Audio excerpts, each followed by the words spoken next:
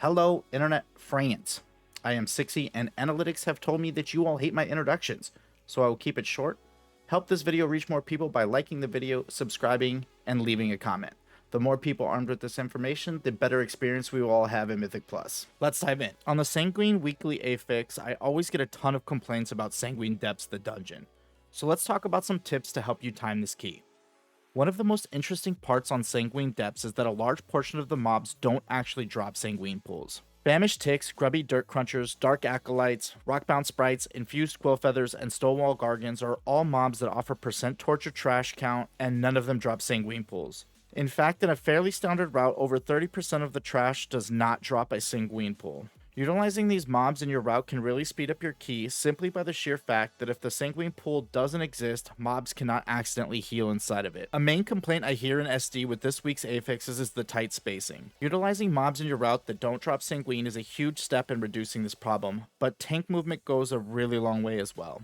Tanks, if you have a Venthyr in your group and you are planning to utilize the urn for the Venthyr buff, positioning is key to maximize the number of stacks you get. To do this, try starting at the very outside edge, preferably against the wall, and then kiting in a small semicircle around the urn. This will keep the mobs in urn range and out of Sanguine pools. There are a ton of casters in the middle and end section of this dungeon, and moving casters out of a Sanguine pool can be a real pain. However, this dungeon has a ton of spaces that can be used by a well-informed team to keep the casters moving. In this clip, I line of sight using this doorway so that the casters run towards me. When my DPS kill the low health casters, the final mob is still moving, so that it is not sitting inside the Sanguine pool. In this follow-up clip, not only do I use line of sight to get the mobs right to the edge of the urn radius, I use this wall to completely avoid the Dread Bindings mechanic. With the mobs at the edge of the urn radius, I'm able to pull the next pack of casters to the urn, and I still have space to get our stacks up without healing them in Sanguine. In this hallway, these research scribes are near impossible to move. This little jut out in the wall can actually line of sight these scribes so that they stop casting and start running. This is a great way to get the scribes into urn range as well as out of Sanguine pools. DPS and healers, you're not off the hook though.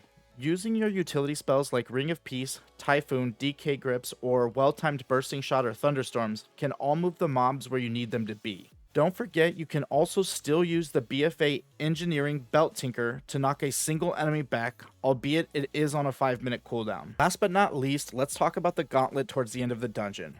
One of the things I see failed most often is DPS positioning. Now luckily, the only mobs in the gauntlet that drop Sanguine pools are the Sanguine Cadets. What I often see happen is that the cadets are pulled in and blown up. Right as they die, General Call jumps to a player to place a bleed on them and runs straight through the Sanguine pools, getting healed back up. This can add a lot of time to the key. In this clip, I repositioned myself so Call wouldn't heal, but it's way easier if the DPS just position themselves on the same side of the Sanguine as the tank. That way, there is no risk of Call accidentally going through the Sanguine pools. Let's see some clips where my groups could have done better.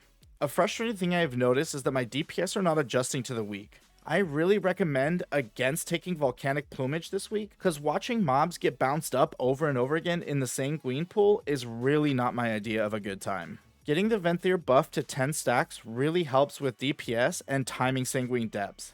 In this clip, my DPS rips aggro, and in this situation, they started running backwards instead of running towards me. Running away from the tank is never the answer. They also have the ability to Shadow Meld, and for whatever reason, they chose not to use this. However, the most egregious sin in this clip is that for no reason, they killed this mob so far outside of the urn. At this point, the group was stabilized, and bringing this mob to the urn would have added to our Venthyr buff and allowed us to pump through the next 3 packs of mobs even harder. Now, one thing I recommend for groups that are challenging themselves to time higher and higher keys is actually pulling trash on top of bosses.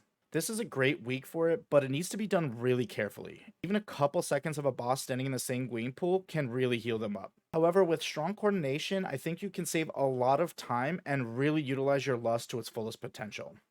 Again, if this video helped you out, please consider dropping it a like and have a good day. Peace!